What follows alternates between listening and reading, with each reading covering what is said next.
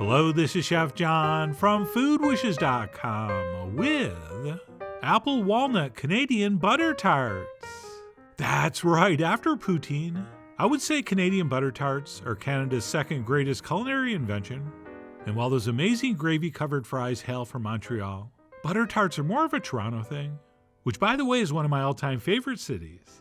And this is without a doubt one of my all-time favorite tarts. So with that, let's go ahead and get started by making or buying some pie crust dough, which we are going to roll out using just enough flour so it doesn't stick, to a thickness of about 1/8 of an inch. And if you do want to make yours from scratch, I suggest you go with our butter crust pastry dough, although any kind of pastry or pie dough will work. And in case you're wondering, and I really hope you are, what you see here is a very experimental pie crust recipe involving a ton of butter and, believe it or not, some duck fat. And while it did work amazingly well in these, I'm still perfecting things, but once I do, I will share. And yes, those pieces of butter are pretty big, which if you can pull it off, always makes for a very flaky crust. And then once we have that rolled out to about 1/8 of an inch, we'll go ahead and grab a round pastry cutter, and we will punch out 12 circles, which are ideally about 1/2 inch to 1 inch bigger than the round openings in our muffin tin. And yes, I did cut more than 12, just in case. Since, like I said, I was multitasking here, doing a dough experiment and butter tarts. And then once we have our dough cut, we will transfer that into a muffin tin, which has been lightly sprayed with nonstick oil. And once we're sure that's centered and nicely pressed against the bottom, we will gently but confidently sort of press and push that up the sides, getting it fairly thin. And we're going to come up almost, but not quite to the top. And then once we've completed all 12, we can transfer those into the fridge while we prep our filling, since in general, we want to keep pie and pastry dough nice and chilled while we work with it. And that's it. Once those are set and chillaxing in the fridge, we will start our filling by dumping 2 cups of apple juice into a saucepan, which we will bring to a simmer over medium-high heat, and we will very carefully reduce it down to about 3 or 4 tablespoons. And by carefully, I mean we're not going to walk away and let this burn, because that will happen roughly 100% of the time. And when it starts to reduce down like this, and it foams up when you swirl it, you know you're getting close.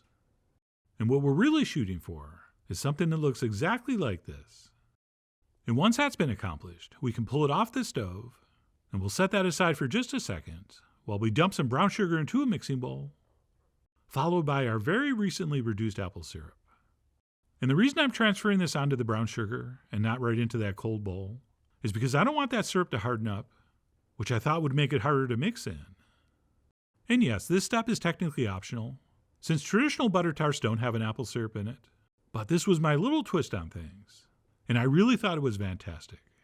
And then what we'll do is switch to a whisk and add the rest of the ingredients, including, as the name might indicate, a whole bunch of melted butter, plus 1 whole large egg, some real pure vanilla extract, a very small pinch of salt, and then last but not least, a small splash of heavy cream, which is not found in all butter tart recipes, but I have tried it both ways, and I do like to add a little bit. And that's it. We'll take our whisk and mix this smooth. And believe it or not, that's it. So yes, an extremely simple recipe, which you can literally do with just the brown sugar, egg, and butter, and it is very good. It's just not, I don't think, as good as when you add these other things. And then once our filling's done, we can go ahead and pull our pastry out of the fridge. But before we fill these, I'm going to divide up about 1/2 cup of chopped walnuts into the bottom of all 12. And that's because I like my butter tarts, like I like my Canadians, a little bit nutty. And I should mention there's a huge debate in Canada when it comes to butter tarts of whether they should be made plain or with the addition of walnuts and or raisins. And of course, everybody thinks their version is correct and perfect. But I love walnuts, so I'm going to add them.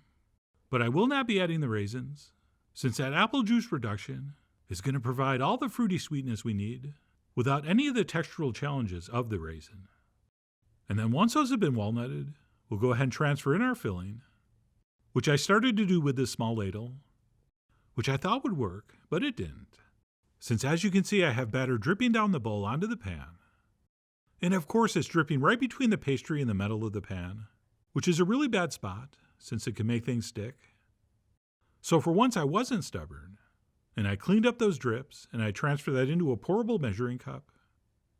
And that, along with a spoon to catch the drips, seemed to work much, much better. Oh, and while I do this, there are 2 things you should know. Well, there's a lot more things than 2, of course. But for this recipe, there's 2 things you should know. When these bake, our crust is going to shrink down, while at the same time, that filling's going to rise and bubble up, which is why once we divide this filling evenly between our 12 tarts, it should only come up about 2/3 of the way. And that's going to make more sense when you see these come out of the oven. And that's it. Once our mixture has been divided as evenly as we can, and we've cleaned up any drips, we will go ahead and give this the old tappa-tappa to bring any air bubbles up to the surface. At which point this is ready to transfer into the center of a 375-degree oven for about 20 minutes, or until our crust is cooked through and our filling's very hot and bubbling, and they hopefully look like this. And I know the filling's not bubbling, but that's only because I took so long to put it down on this rack. But trust me, it was. And please be careful and don't burn yourself.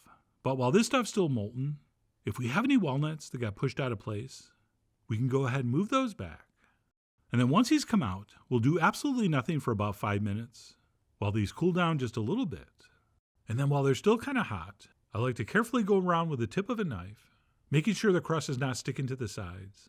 And we'll know if it is, because if it isn't, we should be able to move and turn the crust. So I went ahead and checked for any trouble spots. After which I let these cool for another 10 minutes or so, or until they were still warm but not hot.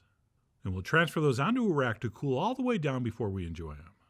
Since I definitely think these are best eaten at room temp, but I've heard of some Canadians, I think it might have been in Saskatoon, that do like to eat these warm. But anyway, you decide. I mean, you are after all the Gordie Howe of whether to eat these now. But personally, I do think they have a better taste and texture cooled down. So it wasn't easy, but I waited before grabbing one and biting in to what I think is maybe the greatest tartlet ever invented. Or hey, just a regular Canadian butter tart is probably already that. But when you add in that apple syrup, I think these get elevated up to a whole other level. Oh, and besides the great whether to include raisins and walnut debate, people also argue about the texture of the filling. Okay, some people like it really firm and solid, whereas others prefer it very runny and very syrup-like. And with these, I ended up with something pretty much right in the middle. So above and beyond loving the taste, I really, really love the texture of these. And of course, beautifully buttery, perfectly flaky crust doesn't hurt. And by the way, I'm glad I did not add raisins. Not that I really seriously considered it, but with the raisins and the apple syrup, it would have been too sweet, I think. But also, for people making these without the apple syrup, who do like to include the raisins, I can finally and fully understand why. Since that little bit of fruity, earthy sweetness really does amazing things in this. But anyways, you're probably figuring out, I thoroughly enjoyed everything about these. But I wanted to take a few extra pictures, so I transferred some onto this traditional Canadian butter tart platter, which represents the sheet of ice on which all Canadians are born. And I went ahead and took some pictures and ate some more. But anyway, that's it. My apple-infused twist on a classic Canadian butter tart. These things are so simple and so amazing. I really do hope you give them a try soon. So please follow the links below for the ingredient amounts, a printable written recipe, and much more info as usual. And as always, enjoy.